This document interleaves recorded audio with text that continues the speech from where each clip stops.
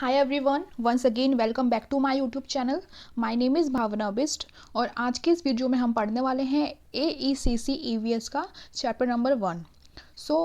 Chapter number 1 का हमने part 1 complete कर लिया था। तो अगर आपको वीडियो देखनी है तो आप मेरी AECC EVS की प्लेलिस्ट को चेक कर लेना और आपको मेरे चैनल पे English AECC and EVS AECC के सारे लेक्चर्स मिल जाएंगे, तो आप देख लेना।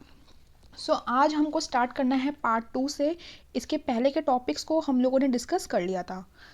अब हमारा यहाँ पे आज का टॉपिक है multi disciplinary nature of environmental studies. Firstly we will try to understand that what is the meaning of multi disciplinary. Multi disciplinary means interaction of various subjects और डिसिप्लिन्स। तो यहाँ पे जो डिसिप्लिन वर्ड आपका use हुआ है उसका मतलब ये नहीं कि जो हम बोलते हैं डिसिप्लिन अनुशासन वाली बात नहीं। यहाँ पे डिसिप्लिन बोला गया है सब्जेक्ट्स को, आपके विषय यानी कि जो सब्जेक्ट हम लोग पढ़ते हैं। तो बोला गया कि मल्टी डिसिप्लिनरी का मीन्स है कि जब बहुत सारे सब्जेक्ट्स यानी कि डिसिप्लिन्स आपस में इंटरेक्ट होते हैं, जब उनके बीच में इंटरेक्शन होती है हम उसको बोलते हैं multi disciplinary. Environmental studies deals with all the aspect of biotic and abiotic components of the environment। हमने डिस्कस कर लिया था कि बायोटिक क्या होता है एंड अबायोटिक क्या होता है। Also environment and environmental issues are complex in nature. देखो, अब हमको पता है कि जो हमारे इन्वायरमेंटल इश्यूज होते हैं कि हमको अपने इन्वायरमेंट को प्रोटेक्ट कैसे करना है, हमको अपने इन्वायरमेंट की अच्छी ग्रोथ कैसे करनी है, ठीक है। तो ये जो इश्यूज होते हैं ये काफ़ी ज़्यादा कॉम्प्लेक्स होते हैं। Therefore, expertise from different subjects or disciplines is required to understand different aspects of the environment। जो हमारे expertise होते हैं, जो expertise होते हैं, जो लोग experts होते हैं, ठीक है, experts होते हैं अलग अलग सब्जेक्ट में से, तो उनको जो हमारा ये नेचर है, इन्वायरमेंट है, उनको ज़रूरत है कि डिफरेंट एक्सपेक्ट है उसको रीड करें। We may require expertise from different disciplines to resolve various environmental issues. तो यहाँ पे लिखा है कि जो इन्वायरमेंटल से रिलेटेड हमारे इशू होते हैं उसको सिर्फ एक ही सब्जेक्ट के लोग सॉल्व ना करें, उसको बहुत सारे सब्जेक्ट के लोग, सब्जेक्ट्स के एक्सपर्टाइज लोग, एक्सपर्ट्स लोग उसको सॉल्व करें। Then multi nature of environmental studies may be understood by a small case study. यहाँ पे अब आपको स्मॉल केस स्टडी दी हुई है। अब हम केस स्टडी को रीड करेंगे कि उसमें क्या है। सपोज अ डेवलपमेंटल एक्टिविटी, एक डेवलपमेंटल एक्टिविटी हो रही है, लाइक कोई हाईवे बन रहा है या कोई डैम कंस्ट्रक्ट हो रहा है या माइनिंग हो रही है, आप कुछ भी मान लो। इस propose within a given region, तो मतलब एक कोई रीजन है, एक कोई एरिया है, वहाँ पे आपका हाईवे बन रहा है, ठीक है, और हाईवे बन रहा है तो वो क्या है, it is one of the developmental activity. Before starting such projects and environmental impact assessment EIA is conducted to assess and mitigate the possible degradation of the environment and population living within the region। अब देखो, किसी भी area में कोई भी developmental activity होती है, कोई हाईवे बनता है, कोई डैम बनता है, तो उसके आसपास का जो एरिया होता है, अब एरिया में लोग रहते हैं, लोग में कौन है, पॉपुलेशन रहती है, तो उस पॉपुलेशन को हमको वहाँ से हटाना पड़ता है, ठीक है। आपने देखा होगा कि सरकार की, हमारी गवर्नमेंट की जब कोई न्यू स्कीम आती है डेवलपमेंटल एक्टिविटीज़ को लेके, तो वहाँ पे जो आसपास घर बने होते हैं, वहाँ पे जो हाउसेस होते हैं लोगों के, तो सरकार उनको बोलती है कि जो आपके जो घर हैं वो टूट जाएंगे, यानी कि हम उनको तोड़ेंगे, क्योंकि इस एरिया से हमको अपना हाईवे निकालना है या फिर हमको अपना डैम बनाना है, तो आप प्लीज़ इस घर को खाली कर दीजिए। फिर सरकार उन लोगों को मुआवजा देती है। तो यहाँ मुआवजा का मतलब है कि उनको पैसे मिलते हैं ताकि वो अपने लिए एक नया घर खरीद सकें, ठीक है।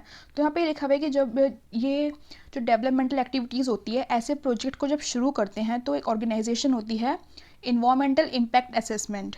वो एक मतलब उस एरिया में जाके इस चीज़ की पॉसिबिलिटी देखती है कि अगर हम ऐसा यहाँ पे बनाते हैं तो इससे हमारा इन्वायरमेंट पे क्या असर पड़ेगा, हमारा इन्वायरमेंट कहीं डिग्रेडेड तो नहीं होगा, एंड वहाँ की जो पॉपुलेशन है, जो मेन चीज़ है वो पॉपुलेशन है उस एरिया में, उनकी लाइफ पे कोई इफेक्ट ना पड़े। To effectively conduct the EIA expertise from the following disciplines will be required. उनको अपना कंडक्ट को इफेक्टिवली मैनेज या फिर कंडक्ट करवाने के लिए ये सारी चीज़ों को फॉलो करना चाहिए। फॉलो मतलब कि ये सब्जेक्ट्स हैं, ठीक है, लाइफ साइंस एक सब्जेक्ट होता है, तो ये इनको फॉलो करना चाहिए। रीड करेंगे कि इसमें क्या है। तो फर्स्ट है हमारा लाइफ साइंसेस, जिसको हम बोलते हैं जूलॉजी एंड बोटनी। अगर आप साइंस के बच्चे हैं तो आपको पता होगा। To assess the biodiversity richness and endemism of the given region and a possible reversible or irreversible changes in the biological diversity of the region by the anthropogenic activities. अब देखो, जो मतलब लाइफ साइंस का expertise होगा वो इस चीज़ को अच्छे से एसेस कर पाएगा कि जो हमारी बायोडाइवर्सिटी है उसकी रिचनेस क्या है, एंड जो उसके एरिया में रहने वाली स्पीशीज़ हैं जिनको हम बोलते हैं एंडेमिज्म, उन पे क्या क्या असर पड़ेगा एंड क्या क्या पॉसिबल चेंजेस हो सकते हैं जो वहाँ की जो एक बायोलॉजिकल डाइवर्सिटी है उसको अफेक्ट करेगा by the anthropogenic activities. Anthropogenic activities होती हैं जो एक्टिविटीज़ ह्यूमन बीइंग ने क्रिएट करी हो, लाइक वहाँ पे कंस्ट्रक्शन हो रहा है डैम का, हाईवे का, तो वो है एंथ्रोपोजेनिक एक्टिविटी। सो ये था लाइफ साइंस वाला। Next we have earth science. देखो ये जो आपको यहाँ पे ये है ना, ये सारे सब्जेक्ट्स हैं, सब्जेक्ट्स बोलो या फिर आप इनको डिसिप्लिन्स बोल सकते हो। तो इनका मतलब ये है कि अगर जो वहाँ पे अभी अगर हमने ऊपर जो रीड किया कि वहाँ पे जो प्रोजेक्ट बन रहा है डैम वैम वाला, तो उसमें EIA जो है, ठीक है, EIA की फुल फॉर्म क्या रीड की थी हमने, इन्वायरमेंटल इम्पैक्ट असेसमेंट। तो ये जो है इसको मतलब अपने जो इसकी टीम होगी एक्सपर्टाइज की, उसको अपने अंदर डिफरेंट डिफरेंट सब्जेक्ट्स के एक्सपर्ट्स चाहिए। ऐसा नहीं है कि एक एक्सपर्ट सिर्फ लाइफ साइंस का ही है जो हर चीज़ को डिसाइड कर रहा है, क्योंकि अगर उसमें अलग अलग सब्जेक्ट के एक्सपर्टीज़ होंगे तो वो अपना अच्छा अच्छा डिसीजन दे पाएंगे, क्योंकि हर किसी सब्जेक्ट की नॉलेज हर किसी इंसान को नहीं होती। अब आप मेरे से पूछोगे तो मेरा जो सब्जेक्ट है वो पॉलिटिकल साइंस है, तो मुझे पोल साइंस की नॉलेज ज़्यादा होगी as compare to the science subject. वहीं पे अगर कोई बच्चा साइंस का है तो उसको साइंस की नॉलेज ज़्यादा होगी, ठीक है। तो सेकंड सब्जेक्ट हमारे पास क्या है, earth science, that include geology, geography, geochemistry. Earth sciences will study about the details of geological geographical terrain, soil, rock profile, tectonic plates and seismic activity in the region etcetera. तो geography जो earth science के subject के experts होंगे वो क्या देखेंगे कि जो हमारी अर्थ है उसमें मतलब जो ज्योग्राफिकल उसमें फीचर्स हैं उसमें कोई फ़र्क तो नहीं पड़ेगा, ठीक है ना, उसमें कोई इफेक्ट तो नहीं पड़ेगा, जो हमारी सॉइल है सॉइल इरोजन ना हो जाए, सॉइल डिग्रेड ना हो जाए टेक्टोनिक एक्टिविटीज़ में। तो ये सब जो काम है वो अर्थ साइंस का है। Next we have chemical science. It will be helpful in understanding various chemical processes and reactions taking place in different matrix of the environment. It is also important to understand the fate and effect of the pollutants on air, water, soil. तो chemical science का काम ये कि जो वहाँ पे chemical process हो रहे हैं उनको देखना और उनके बीच में जो भी वो लोग केमिकल रिएक्शंस करवा रहे हैं उनका क्या असर पड़ेगा। तो मतलब ये सारी कमिटीज़, ये सारे जो एक्सपर्ट्स होते हैं वो इस चीज़ पे ध्यान देते हैं। अब केमिकल साइंस वाला जो सब्जेक्ट है और जो काम केमिकल सब्जेक्ट वाले एक्सपर्ट्स कर सकते हैं वो वाला काम लाइफ साइंस, अर्थ साइंस वाले लोग नहीं कर सकते। तो इसलिए हमको इन चारों की ज़रूरत पड़ती है। Next we have anthropology, history, archaeology. अब देखो हिस्ट्री का काम क्या होता है, आर्कियोलॉजिस्ट का काम क्या होता है कि उस जो मतलब लैंड है वहाँ पे हिस्टोरिकल एंड आर्कियोलॉजिकल इंपॉर्टेंस को पहचानना। लाइक वहाँ पे अगर कोई मॉन्यूमेंट्स हैं, कोई फोर्ट बना हुआ है हिस्ट्री का, तो उसको अच्छे से एक्सेस करना एंड वहाँ की जो वहाँ का ट्रेडिशन है, कल्चर है, प्रैक्टिसेस है, उसको अच्छे से एक्सेस करना, ठीक है। ये हम पे फोर्थ ऊपर पढ़े थे हमने, 6 हैं। तो एंड ये वाला है हमारा सोशल, एक second, social science, sociology and economics. तो ये वाला सब्जेक्ट क्या एसेस करेगा, socio economic structure of the population and possible changes the same with ongoing developmental projects. So जो भी इकोनॉमिक खर्चा आएगा सोशल स्ट्रक्चर को, ये उस चीज़ को एसेस करेगा। Next we have law and legal aspects. Expertise from legal background is also required to satisfy different legal aspects during a developmental project activity like land acquisition, relocation and rehabilitation etcetera. अब जो वहाँ के, अब जैसे आपको मैंने अभी एक चीज़ बताई थी कि जब कोई भी डेवलपमेंटल एक्टिविटी टेक प्लेस होती है तो वहाँ पे जो ह्यूमन बींग्स के पॉपुलेशन के जो घर बने हुए होते हैं, जो हाउसेस होते हैं, उसको हमारी गवर्नमेंट को हटाना पड़ता है, क्योंकि वो जानबूझ के नहीं हटाना पड़ता है, क्योंकि वहाँ पे उनको लैंड चाहिए होता है और उस लैंड के ऊपर उनके मकान बने हुए होते हैं। तो उसी लैंड पे उनको अपना हाईवे, डैम, जो भी कंस्ट्रक्शन वर्क करना है वो उनको वहीं से करवाना पड़ता है। तो जो पॉपुलेशन होती है उसको हमारी गवर्नमेंट एक अच्छा खासा पैसा देती है ताकि वो अपने लिए एक नया घर वहाँ पे नहीं, दूर कहीं अपने लिए बना सके और उसमें आराम से शांति से रह सकें।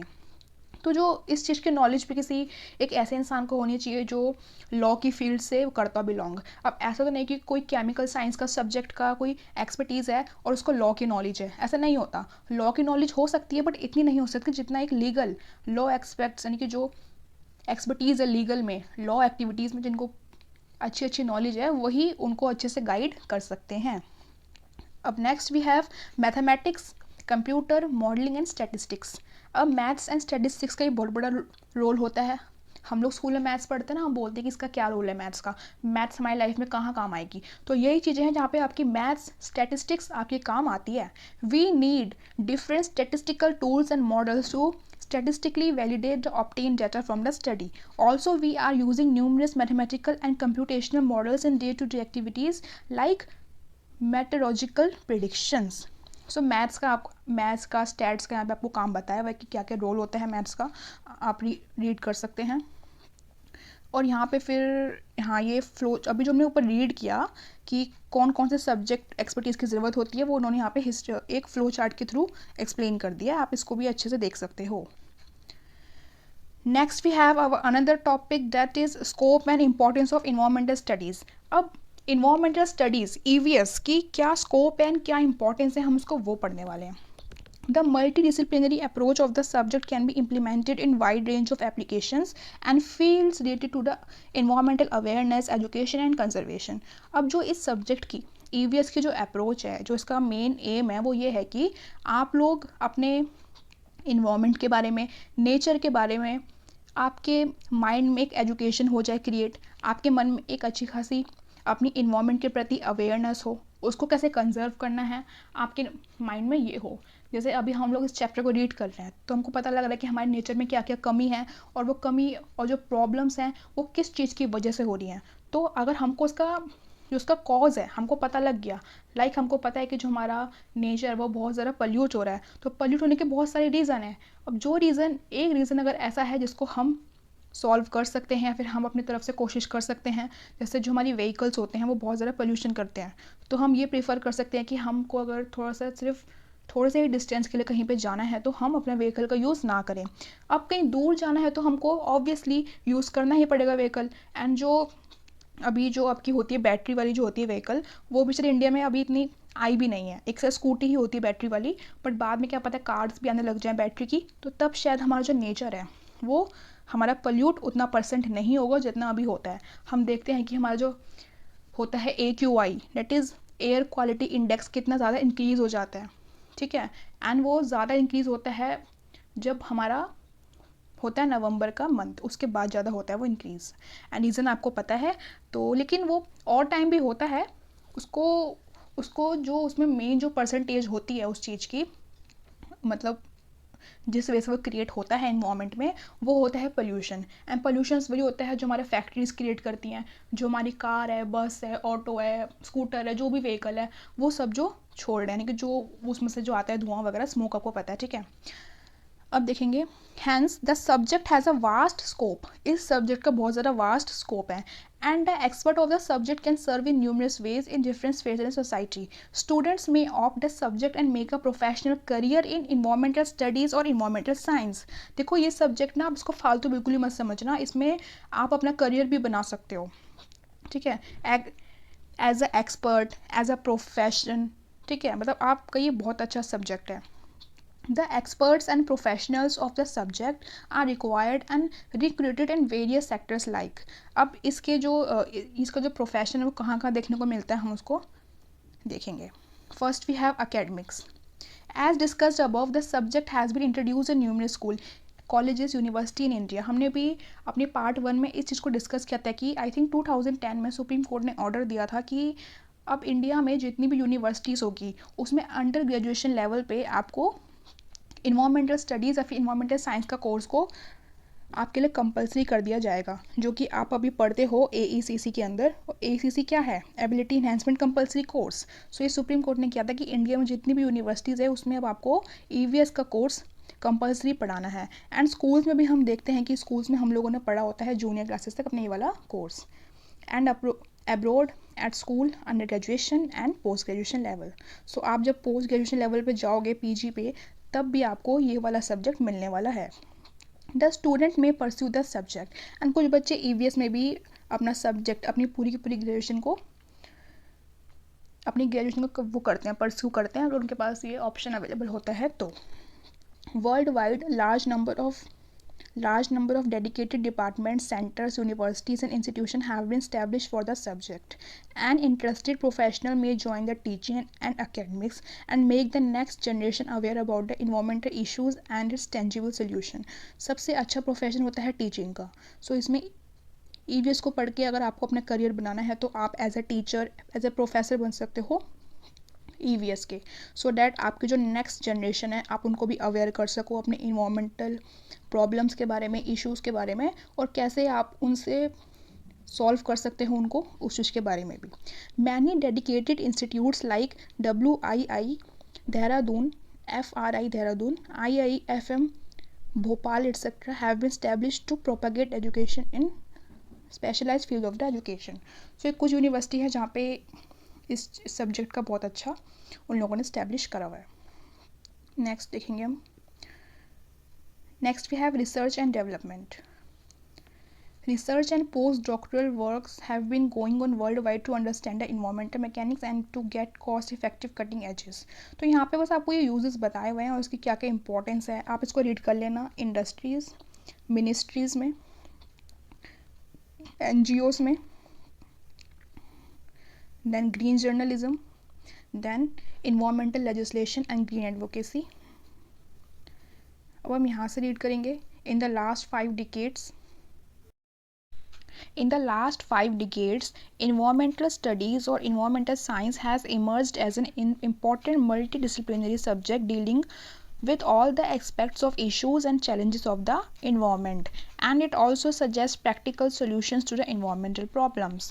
तो यहाँ पे ये बताइए कि लास्ट 5 डिकेड्स में हमारा जो इन्वायरमेंटल स्टडीज़ है, इन्वायरमेंटल साइंस है, वो काफ़ी इम्पॉर्टेंट सब्जेक्ट की तरह इमर्ज हुआ है, इवॉल्व्ड हुआ है. ठीक है, और वो सब्जेक्ट ऐसा है जो डील करता है हमारे इश्यूज़, चैलेंजेस जो हमारे इन्वायरमेंट के सामने आते हैं, जो हमारा इन्वायरमेंट के चैलेंजेस हैं, इश्यूज़ हैं, प्रॉब्लम्स हैं, उस सब से ये सब्जेक्ट डील करता है.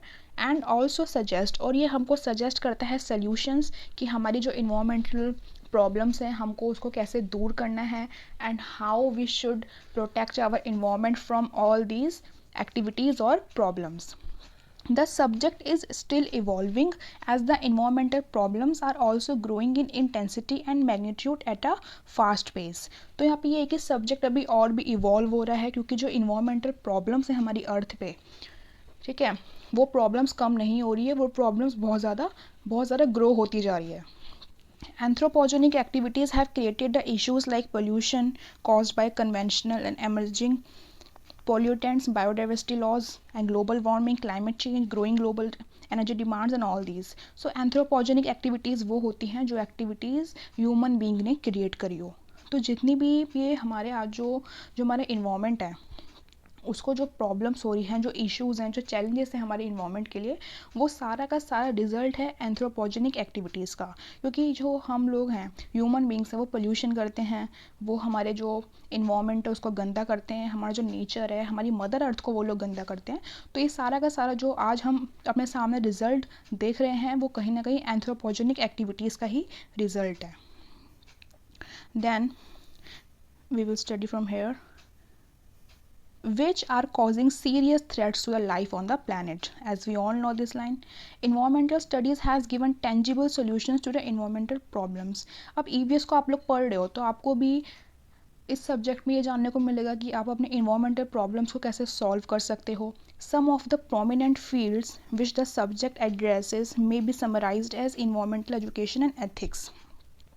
Ecosystem, ecology, natural resources, management, energy efficiency and audit, renewable resources of energy, global warming, biodiversity conservation, pollution, monitoring and mitigation, population and environment, waste management, etc. तो इस सब्जेक्ट में ये सारी ऐसी फील्ड्स जिनको हम रीड करते हैं. अभी हमने अपने चैप्टर 1 के पार्ट 1 वीडियो में रीड किया था कि what is biodiversity and spheres of atmosphere. अभी आप लोग आगे इकोसिस्टम क्या होता है, नेचुरल रिसोर्सेज मैनेजमेंट क्या है, रिन्यूएबल रिसोर्सेज क्या है एंड ग्लोबल वार्मिंग क्या है, अभी आप ये सब चीज़ें भी आगे जाके पढ़ने वाले हो. Hence it is necessary to make the newer generation aware about the basic and details of the subject. तो ये बहुत ज़्यादा ज़रूरी है कि हम अपनी आने वाली जनरेशन को इस चीज़ के बारे में इंफॉर्मेशन दें ताकि उनको पता लग सके. Next we have our another topic, that is, wait a second, that is sixth topic, which says that important landmark in environmentalism. This is very huge word, environmentalism. In the Western world, first ever concern about environmental degradation was raised after publication of the book Silent Spring by Rachel Carson in 1962. तो western world में, यानी कि western जो countries होती है, हमारी जितनी भी यूरोपियन कंट्रीज़ हैं, वेस्टर्न कंट्रीज़ हैं, तो यहाँ पे जो फर्स्ट कंसर्न शुरू हुआ था इन्वायरमेंटल डिग्रेडेशन को लेके, वो कब हुआ था? जब एक बुक पब्लिश हुई थी साइलेंट स्प्रिंग 1962 में. This book raise the issue of excessive use of chemical fertiliser and pesticides in the US and its impact on different biotic and abiotic component of the environment. तो ये book थी EVS के regarding. तो इस book में जो इनके author थे रेशेल, उन्होंने ये कहा था कि जो हम लोग यूज़ करते हैं केमिकल फर्टिलाइज़र्स का, पेस्टिसाइड्स का, उसका हमारा इन्वायरमेंट पे कितना बुरा एंड कितना बैड इम्पैक्ट पड़ता है. एंड प्लस उसका जो इम्पैक्ट है वो biotic as well as abiotic components पे भी पड़ता है, क्योंकि जो हमारा अबायोटिक है उसमें से कि हमारी एयर है, वाटर है, तो वो भी उससे कहीं ना कहीं बहुत ज़्यादा पल्यूट होते हैं.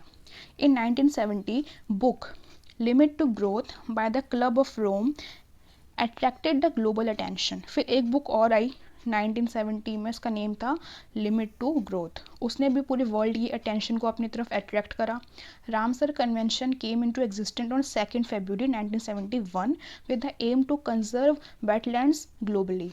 Hence the World Wetlands Day is observed every year on 2 February.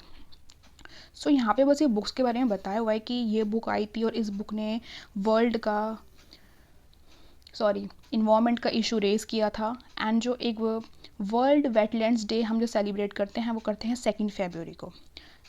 Then from here in 1972 United Nations conference on human environment was organized at Stockholm between 5th June 16 June, where India also presented its view on environmental degradation. तो एक 5 जून 1972 में हमारी United nation में conference हुई थी, जिसमें हमारा India ने भी पार्टिसिपेट किया था और इंडिया ने भी उसमें अपने व्यूज़ को प्रेजेंट किया था इन्वायरमेंटल डिग्रेडेशन में. So it's a very good thing that our India has also representated its on views on the topic of environmental degradation. It's a really amazing thing for us. In the remembrance of this conference, World Environment Day is celebrated every year on 5th June. आपको ये पता होना चाहिए. हम लोग अपने friends के birthday तो बहुत अच्छे से याद रखते हैं, बट जब इन चीज़ को याद रखने की बात आती है हम लोग भूल जाते हैं. बट ऐसा नहीं करना है. तो आज सब लोग याद रखेंगे कि 5 जून को हम लोग सेलिब्रेट करते हैं वर्ल्ड इन्वायरमेंट डे. ठीक है, क्योंकि इन्वायरमेंट हमारा फ्रेंड है. अगर हमारे पास इन्वायरमेंट ना हो तो हम भी नहीं होंगे. तो आपको यहाँ से ये समझना है कि ये जो कॉन्फ्रेंस थी वो 5 जून को हुई थी. मतलब 5 जून को स्टार्ट हुई थी, फिर 16 जून तक वो चली थी, पर स्टार्ट हुई थी 5 जून को. तो इसलिए अब हर ईयर हम लोग सेलिब्रेट करते हैं वर्ल्ड इन्वायरमेंट डे, इस डेट को. ये आपको याद रखना है. India started project tiger in 1973. India ने एक प्रोजेक्ट को लॉन्च किया, उसका नाम था टाइगर 1973 में, to save is national animal of India. So हमको पता है कि इंडिया का नेशनल एनिमल क्या है? टाइगर. सो इंडिया ने ये प्रोजेक्ट को इसलिए लॉन्च किया था ताकि जो हमारा नेशनल एनिमल है टाइगर, उसको हम लोग सेव कर सकें. क्योंकि आपको पता है कि जो टाइगर है उनकी मतलब जो पॉपुलेशन है वो कितनी कम होती जा रही है.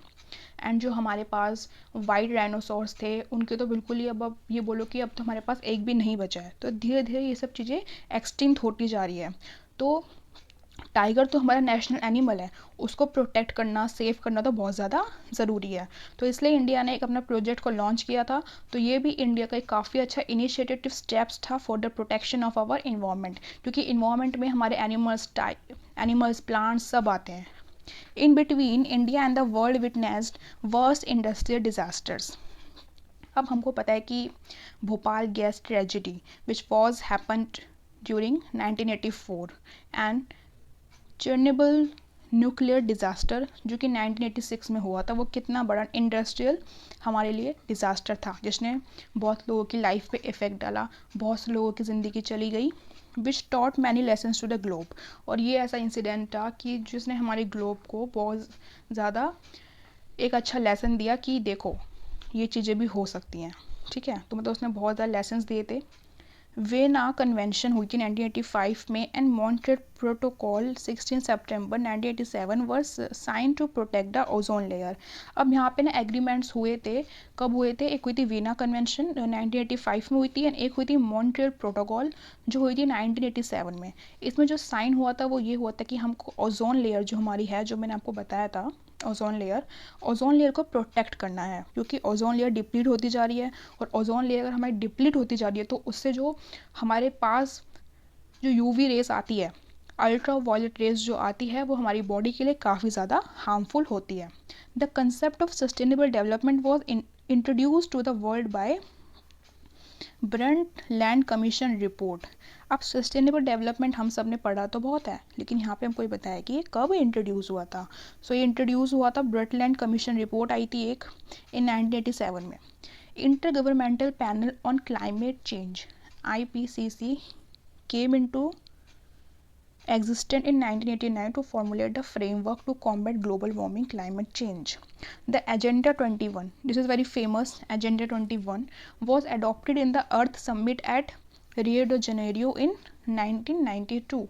So एक मीटिंग हुई थी रियो de Janeiro में 1992 में। United nation try sister conventions UNFCCC, UNCBD and UNCCD. So all these are the trio sister conventions of United Nations were also signed in 1992 and in 1997 Kyoto Protocol was signed to curb down the emission of greenhouse gases responsible for the global warming. So Kyoto Protocol sign हुआ था जिसमें ये था कि हमको जितना भी green house gases का जो ये बहुत ज़्यादा एक्सेस हो रही है इसको हमको बिल्कुल हमको कम करना है, ठीक है, क्योंकि इसके कारण हमारे जो अर्थ है उस पर ग्लोबल वार्मिंग काफ़ी ज़्यादा इंक्रीज़ हो रही है।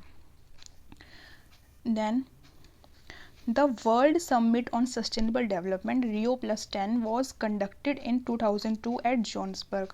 तो एक वर्ल्ड समिट हुआ था सस्टेनेबल डेवलपमेंट को लेके जो हुआ था 2002 में, ठीक है, और कहाँ पे हुआ था? जोहान्सबर्ग में। The government of India took the initiative to form the international solar alliance. So इस अलायंस, तो गवर्नमेंट ऑफ इंडिया ने भी एक इंटरनेशनल सोलर अलायंस को उस समय स्टार्ट किया था 30 नवंबर 2015 जो कि गुड़गांव में है, जिसको हम बोलते हैं Gurugram. During the famous Paris Convention of UNFCCC, in order to motivate the tropical and subtropical countries to maximize the use of solar energy instead of the conventional source of energy. So conventional source of energy क्या होते हैं? ये होते हैं कोल, fuel वगैरह। तो हमारा ये था कि अब हम जो हमारा सोलर एनर्जी है, जो हम लोग अभी अपने पास सोलर पैनल्स को इंस्टॉल करवा रहे हैं, तो उसका यूज़ हमारी कंट्री में ज़्यादा से ज़्यादा हो सके। और जो हमारा कन्वेंशनल यूज़ है, जो हम कोल यूज़ करते हैं, फ्यूल यूज़ करते हैं, इसको हम बिल्कुल ही स्टॉप कर दें, बिल्कुल ही मिनिमाइज़ हो जाए। A large number of organizations of national and international repute working in the field of environmental awareness, education and conservation have also been established in the last 1 century. So यहाँ पे ये था, क्या था इसका नाम टॉपिक का? Important landmarks in environmentalism. It's a very huge word ना to pronounce. तो यहाँ पे हमने ये रीड किया कि कौन कौन सी कॉन्फ्रेंस बनाई, कौन कौन से प्रोटोकॉल बनाए, हमारे इंडिया ने किस किस कॉन्फ्रेंस में पार्टिसिपेट किया, कौन कौन सी बुक्स थी जिन्होंने हमारा इन्वायरमेंट के बारे में बात की। तो ये आपकी नॉलेज के लिए काफ़ी आपके पास होना चाहिए, इसको आप अच्छे से रीड करना। यहाँ फिर एक फिगर दी हुई है, जो हमने रीड किया वही है। फिर है sustainability and sustainable development. This is very important topic and we have studied this topic in our junior classes also. It was a global perception that the environmental conservation and economic development can not be pursue together. So यहाँ पे ये लिखा हुआ first line में कि हमारे global perception है कि जो इन्वायरमेंटल कंजर्वेशन है और जो इकोनॉमिक डेवलपमेंट है वो एक साथ नहीं हो सकते। इसका मतलब ये है कि अगर मानो कि हम अपने इन्वायरमेंट को कंजर्व कर रहे हैं, तो या तो हम सिर्फ अपने इन्वायरमेंट को कंजर्व भी करते रह जाएंगे, हमारी सारी इकोनॉमिक डेवलपमेंट रह जाएगी, या तो अगर हम सिर्फ इकोनॉमिक डेवलपमेंट पे ही ध्यान देते हैं तो हमारा इन्वायरमेंट जो है वो बहुत ज़्यादा डिग्रेड होता जाएगा। क्योंकि देखो इसका मैं आपको एक एग्जांपल देती हूँ। लाइक मानो कि हमको एक एक फॉरेस्ट है, हमको उसको पूरा बहुत ज़्यादा क्लियर करना है, ठीक है, और वहाँ पे हमको अपना कुछ इंस्टीट्यूट बनाना है। तो हमने इस फॉरेस्ट को खाली किया, पूरे पेड़ कटे, पूरा मतलब बहुत ज़्यादा डिफॉरेस्टेशन हुआ। तो उससे क्या हुआ, हमारा इन्वायरमेंट क्या हुआ, डिग्रेड हुआ। बट वहाँ पे एक इकोनॉमिक डेवलपमेंट हो गई, ठीक है, क्योंकि वो जो भी इंस्टीट्यूट बनेगा वहाँ पे उसकी कंस्ट्रक्शन होगी, फिर इकोनॉमी करेगी, फिर वहाँ से जो भी है वहाँ से लोग अर्निंग करेंगे, तो वो एक हमारा इकोनॉमी के लिए होता है। With the onset of 1980s, the world started finding the middle path so that the long-term economic development may be pursued without harming the environment. So 1980s में जब 1980s की शुरुआत हुई तो लोगों ने, पूरे वर्ल्ड ने एक मिडल यानी कि एक बीच का रास्ता ढूंढने की कोशिश करी कि हमारी इकोनॉमिक डेवलपमेंट भी हो जाए, लेकिन हमारी इकोनॉमिक डेवलपमेंट ऐसी हो जो हमारे इन्वायरमेंट को बिल्कुल भी हार्म ना करे। विद दिस एम, इस लक्ष्य के साथ the United Nations establish world commission on environment and development. So UN का एक कमीशन है जिसको आपको याद रखना है, WCED, which means World Commission on Environment and Development, under the chairmanship of Geo Harlem Brundtland, former Prime Minister of Norway.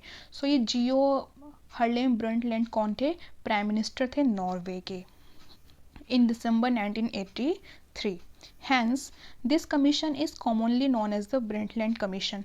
So ये जो कमीशन था, मैं कमीशन मतलब ये जो था world commission on environment and development, कि मतलब हम अपना जो हमारा इन्वायरमेंट नहीं, जो हमारा इकोनॉमिक डेवलपमेंट है, हम वो इस तरीके से करेंगे कि हमारा जो इन्वायरमेंट है उस पर बिल्कुल भी हार्म ना हो, हमारा इन्वायरमेंट बिल्कुल भी डिग्रेड ना हो इन हमारी इकोनॉमिक डेवलपमेंट की वजह से। सो इस कमीशन को क्या नाम दिया गया था, WCED। बट अगर हम इस कमीशन को किसी के नाम से जानते हैं तो वो कौन है, ब्रंटलैंड। एंड ब्रंटलैंड कौन थे, prime minister of Norway.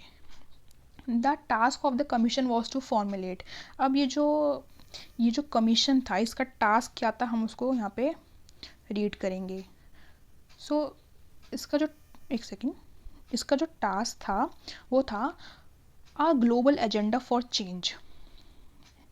Brundtland commission submitted its report entitled, तो ब्रंटलैंड कमीशन ने अपनी एक रिपोर्ट करी, इसका टाइटल था our common future in 1987 which gave the concept of sustainable development to the world. So इस कमीशन ने, इस रिपोर्ट ने हमारे वर्ल्ड को सस्टेनेबल डेवलपमेंट का नाम दिया। सस्टेनेबल डेवलपमेंट का कंसेप्ट इन्होंने फर्स्ट टाइम दिया था।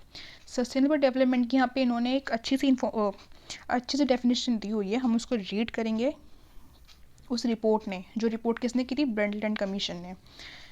Report defines sustainable development as development that meets the needs of the present without compromising the ability of future generation to meet their own needs. So इसमें ये बताया गया है कि इस डेफिनेशन में ये लिखा हुआ है कि जो हम लोग को डेवलपमेंट ऐसी करनी है कि हमारी जो प्रेजेंट जनरेशन है, यानी कि जो अभी हम लोग जी रहे हैं, हमारी नीड्स, हमारी ज़रूरत भी पूरी हो जाए, लेकिन हमारी नीड्स ऐसी पूरी होगी जो हमारी आने वाली जनरेशन है और जो उनकी ज़रूरत है उनके साथ कोई भी कॉम्प्रोमाइज़ ना हो। यानी कि हमको अपनी जो भी इकोनॉमिक डेवलपमेंट करनी है वो इस तरीके से करनी है, not only economic development, all kind of development like social development and all others, but mainly here this report only talks about the economic development. So economic development हमको ऐसे करनी है कि हमारी ज़रूरत भी पूरी हो जाए और जो हमारी आने वाली जनरेशन है, नेक्स्ट हमारी जो जनरेशन है, उनकी जो नीड्स होगी उसके साथ भी कोई कॉम्प्रोमाइज़ ना हो। सर यही डेफिनेशन होती है इसकी सस्टेनेबल डेवलपमेंट की, कि सिंपल शब्दों में समझो अगर समझ में नहीं आया तो, कि हमको अपनी डेवलपमेंट ऐसे करनी है कि हमारी ज़रूरत भी पूरी हो जाए और जो हमारी आने वाली फ्यूचर जनरेशन है उनकी जो ज़रूरत होगी उसके साथ कोई भी कॉम्प्रोमाइज़ ना हो। यानी कि हमारी आने वाली जनरेशन को हमारी वजह से, हमारी डेवलपमेंट की वजह से उनको कोई भी प्रॉब्लम ना उठानी पड़े। ओके, यहाँ पे भी लिखा हुआ है सस्टेनेबिलिटी भी एक लैटिन वर्ड में से निकला हुआ है जो था सस्टीनर, मीन्स टू होल्ड अप, इसका मतलब है means to hold up is a long term idea that means making the entire world sustainable. So ये बहुत अच्छा लॉन्ग टर्म आइडिया है जो हमारे वर्ल्ड को सस्टेनेबल बनाता है। However sustainable development refers to pathways by which the goals of sustainability in sustainable world can be achieved. So यहाँ पे है सस्टेनेबल डेवलपमेंट के गोल्स। अब हम गोल्स को रीड करेंगे कि what are the goals of sustainable development. These are the 17 goals set as a 2030 agenda for sustainable development. तो 17 goals हैं, रीड करेंगे. It was adopted by UN, इसको अडॉप्ट किए थे UN ने, state members in 2015 as a blueprint for peace and prosperity. So this was adopted by United Nations in 2015 as a blueprint for peace and prosperity for people and planet. And now and into the future, all the developed and developing countries have been called to achieve the goals by global partnership. Society, environment and economy collectively considered as the three pillars of sustainable development. So we have the three pillars of sustainable development. The one is society and the another is environment and the third is economy. So all these collectively considered as the three pillars of sustainable development. When the three pillars harmonically interact with each other, sustainability and sustainable development is achieved. तो जब ये जो when these three pillars interact with each other, and three pillars कौन से थे, society, environment and economy, जब ये एक साथ इंटरेक्शन करते हैं तो सस्टेनेबिलिटी एंड सस्टेनेबल डेवलपमेंट दोनों ही अचीव हो जाते हैं. A brief description of these three pillar is given below. So now we will study the brief description of three pillars. Environmental sustainability. Let's have a look that what is written on this environmental sustainability. It means that we should consume the environmental goods and services in a sustainable manner. So this means that the services and the goods we consume, we should consume in a way that is very sustainable. Sustainable आपको पता है क्या होता है कि हमको ऐसे करना है कि हमारी जो आने वाली जनरेशन है उनको भी कोई कॉम्प्रोमाइज़ ना करना पड़े. Mahatma Gandhi once rightly said, earth provides enough to satisfy every man need but not every one's greed. So Mahatma Gandhi का एक बहुत ही फेमस ये उनकी सेइंग है. इसमें था कि इसका मीनिंग ये है कि जो अर्थ है, अर्थ इंसान को संतुष्ट करने के लिए, सिर्फ संतुष्ट करने के लिए, सेटिस्फाई करने के लिए बहुत कुछ प्रोवाइड करती है, लेकिन वो हर किसी की जो होती है लालच, उसको पूरा नहीं कर सकती. देखो लालच means greed, greediness of a man, वो तो कभी भी कम नहीं हो सकता. अब आज मैं आपको बोलूँ कि मैं आपको 1 लाख रुपए दूंगी, तो अभी आपको लगेगा कि हाँ ठीक है, लेकिन कल आप सोचो कि मुझे 5 लाख मिल जाए, 10 लाख मिल जाए, 1 करोड़ मिल जाए, तो ये हमारी जो ग्रीड है, हमारा जो लालच है वो कम नहीं होता है. हम किसी चीज़ को लेकर सेटिस्फाई नहीं होते हैं. तो महात्मा गांधी ने यही कहा था कि जो अर्थ है वो बहुत कुछ प्रोवाइड करती है एक इंसान को सेटिस्फाई करने के लिए, बट हर किसी की लालच के लिए वो इनफ नहीं है. The present rate of over exploitation of natural resources exceeds मैनीफोल्ड्स the rate of replenishment of the same, which is causing environmental degradation eight N exponential rate. Therefore the natural resources should be utilise sustainably. सो यहाँ पे ये लिखा है कि जो हमारे natural resources है वो काफ़ी ज़्यादा एक्सप्लॉइट हो रहे हैं, लोग उनको बहुत ज़्यादा एक्सप्लॉइटेशन कर रहे हैं, तो उससे हमारा जो नेचर है उस पर बहुत ज़्यादा बैड इम्पैक्ट पड़ रहा है. Therefore the natural resources should be utilise sustainably. तो नेचुरल रिसोर्सेज को हमको सस्टेनेबली यूज़ करना चाहिए, सो डैट हमारी फ्यूचर जनरेशन को कोई भी प्रॉब्लम, कोई भी कॉम्प्रोमाइज़ ना करना पड़े. And that is the principle of sustainable development. Sustainable development goals 6. Clean water and sanitation. 7. Affordable and clean energy.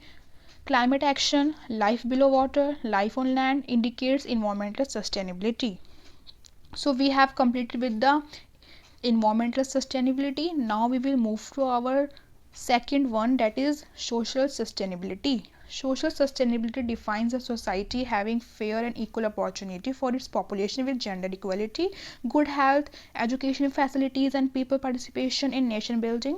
So यहाँ पे ये बताया गया कि सोशल सस्टेनेबिलिटी क्या बोलती है कि सोसाइटी के पास फेयर एंड इक्वल अपॉर्चुनिटीज़ होनी चाहिए, और उसके मतलब सोसाइटी में जितने भी जेंडर्स हैं, जितने भी लोग हैं, उन सब के साथ उन सबको अच्छे से ट्रीटमेंट मिलना चाहिए, वेलफेयर होना चाहिए, अच्छी एंड इक्वल.